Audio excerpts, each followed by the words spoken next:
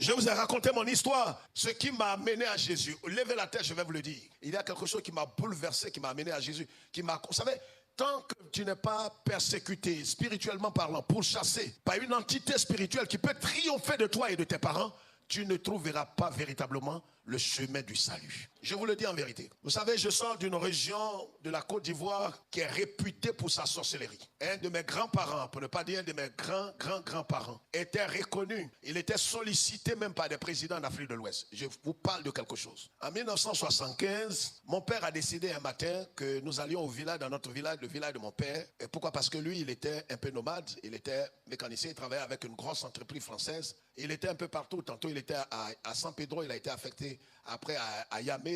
Après, il a été à Barabadiassa. Il était un peu affecté partout. Et un matin, il nous a dit, au lieu d'aller comme ça, comme des instituteurs, il va nous amener. C'est la première fois que je découvre son village.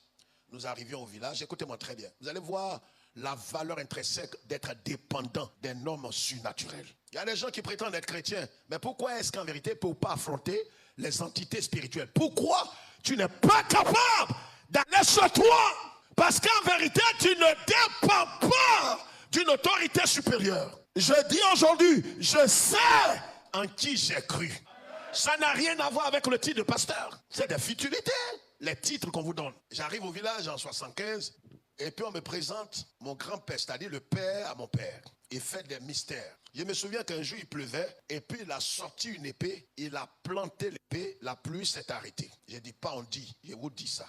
Alors les gens ne comprennent pas pourquoi je vais au Bénin, au Tchad, dans le monde entier, je défie les forteresses et ceux qui se croient sorciers. Je l'ai vu faire des choses sous mes yeux. Je me souviens qu'on avait amené d'Abidjan un homme qui était fou, immaîtrisable. Le monsieur, ça fait déjà au moins plus de 15 ans qu'il était fou. Mon grand-père le gifle 3 fois, il est guéri. C'est-à-dire quand tu ne sais pas d'où on vient, tu ne peux pas comprendre pourquoi on est consacré. Tu crois qu'on plaisante ou on amuse la galerie. Quand tu as vu de telles choses, il faut que tu vois un plus puissant.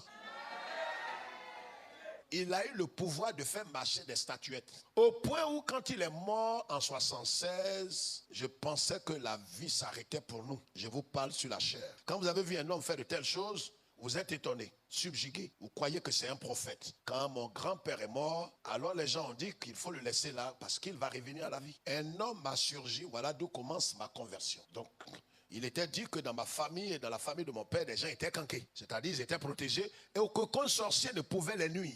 Parce que j'ai vu un de mes parents qui a pris du sable et l'a jeté sur un homme de la sous-région. Le sable est devenu abeille. Frère, quand tu n'as pas vu certaines choses, tu ne peux pas comprendre pourquoi nous, on est dépendants du Galiléen. Non, tais-toi, c'est pas de toi. Toi, tu n'es pas sûr. Tu es en train de te demander si lui, il est suffisamment fort.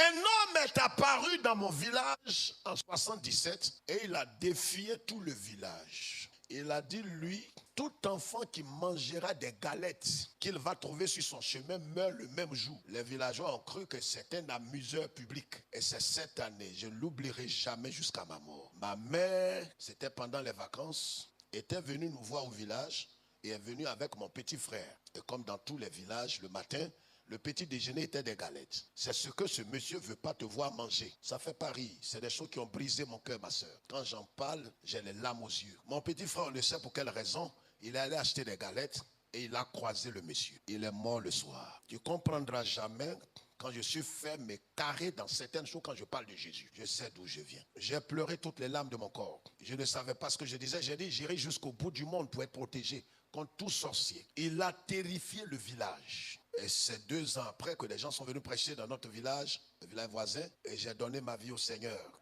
Écoutez-moi, je n'ai pas dit que je suis allé à l'église. J'ai dit, j'ai pris ma vie pour dire, Jésus, désormais, je dépends de toi. Je ne suis plus libre d'une fausse liberté.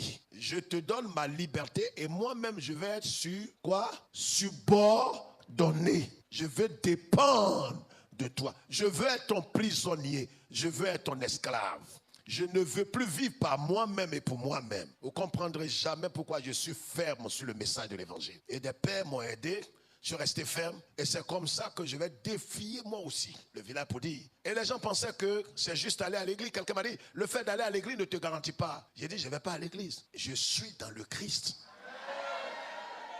Des années plus tard, en 91, j'arrive dans la même ville, dans les mêmes contrées de mon village. Tellement j'étais révolté que j'ai demandé à ce qu'on trouve un hélicoptère à Boaké. Avec mon père spirituel, on a répandu dans plus de 100 villages, leur demandant qu'on se croise à Béoumi. Si vous êtes garçon, ça fait Paris. Quand je dis ces choses, épargne-moi ton rire. Les gens sont venus de toutes les contrées. Tous les villages. J'ai pris un car ici à Abidjan de 60 chrétiens nés de nouveau, engagés, déterminés, résolus. Des guerriers. À l'entrée de la ville, le car s'éteint, le moteur prend un coup. On nous annonce depuis la ville que toute la lumière vient de s'éteindre.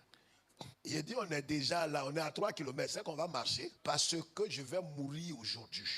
Si je dois mourir. Parce qu'en vérité, il y a au moins combien d'années, près de 20 ans, un homme est apparu. Il a arraché le souffle de vie à mon frère. Nous sommes arrivés là, nous avons fait la croisade. La première parole, ça a choqué les gens parce qu'on interprétait. Et j'ai dit que je ne sais pas trop, mais il n'y a pas de sorciers dans le village et dans toute la région. Les gens ont commencé à rire. Le bonhomme qui interprète, il dit, le monsieur l'a dit qu'il n'y a pas de sorciers. Il dit non. Dit que toi et moi, on affirme qu'il n'y a pas de sorciers. Vous savez, je suis en train de dire, je ne suis pas un plaisantin. Moi, j'ai sacrifié ma vie. C'est pourquoi je suis dépendant de Christ. Ta vraie liberté dépend de qui tu es dépendant. Quand tu es dépendant de Christ, ce n'est pas simple. C'est pourquoi, vous voyez, cette histoire de couverture spirituelle, c'est un blasphème. Tu as besoin de la couverture spirituelle de qui? C'est de l'escroquerie morale. Ce jour-là, on leur a dit, j'étais tellement fâché, ils ne savent pas d'où venait ma colère. Je leur ai dit, vous tous qui êtes ici ce soir, si vous êtes garçons, allez avec vos fétiches. Vous tous, les vieillards, tous, tu as banzerais, tu as ta faute, tu déposes. Maintenant, si tu dis tu es garçon, va avec ça chez toi. Ça fait les croulous. Ça fait les insultes. Ce qui est certain, tu vas déposer. Frère, voilà fétiche. C'est qu'on a fait chez le vieux, le patriarche Nzi. Les gens disent, mais c'est qui ça encore? Il n'est pas chrétien. C'est un cam l'homme. C'est un cam. Qu'un cam? Déposez fétiche là. On gagnait temps. Et puis j'ai oublié de vous dire, dis-leur en baoulé que je loge dans tel hôtel. Celui qui veut qu'il se transforme en hibou, en serpent. Mais si tu as tenté que tu as échoué, l'Éternel, sois dépendant. C'est pourquoi aujourd'hui, quand il m'arrive d'aller dans le village de mon père, je les vois comme des comédiens, des plaisantins. On me dit, la dernière fois, mes frères me disaient, ah mais tu sais le vieux, le monsieur qui est là-bas, c'est un grand sorcier. Je ne regarde même pas là-bas. Et tout m'énerve. Il n'est pas sorcier, c'est un comédien. Et un jour, quelqu'un qui m'a dit tout dernièrement, pasteur, est-ce que votre affaire là, c'est alléluia, waouh, ou bien c'est magie? Pourquoi tu demandes ça? Tu as fait quoi? Tu as vu quoi? Oh frère, c'est bon de dépendre de Jésus. Quand tu dépends de Jésus, ta vie est entre ses mains, ta sécurité est entre ses mains, ta provision entre ses mains, ton avenir entre ses mains. Ce que tu vas devenir, ça est dans ses mains. C'est pourquoi là où tu es, ce n'est pas une affaire de non, un bishop, un prophète, laissez ça. Pourquoi vous n'aimez pas la simplicité? Si aujourd'hui je ne vous ai pas raconté ça, c'est une histoire il y a près de bientôt 50 ans. Si je ne vous ai pas dit ça, vous ne comprendrez pas pourquoi je suis ferme et dur sur cette. Parce que pour moi, où tu appartiens à Jésus, ou tu n'appartiens pas à Jésus. Il n'y a pas de demi-mesure.